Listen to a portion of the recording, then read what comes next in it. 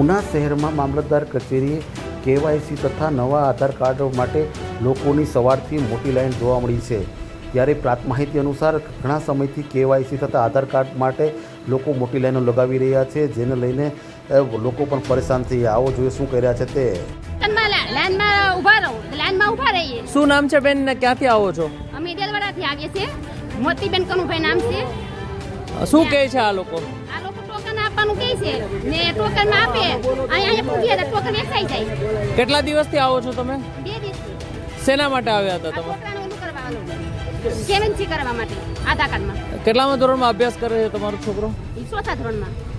બાળકોને મળે શિષ્યવૃત્તિ, જેને લઈને બાળકોને આધાર કાર્ડમાં કેવાયસી કરવું ફરજિયાત છે, જેને લઈને સવારથી જ તેમના વાલીઓ મામલતદાર કચેરીએ પહોંચી અને મોટી લાઈનો લગાવી રહ્યા છે। ત્યારે લોકો ખૂબ પરેશાન થઈ રહ્યા છે।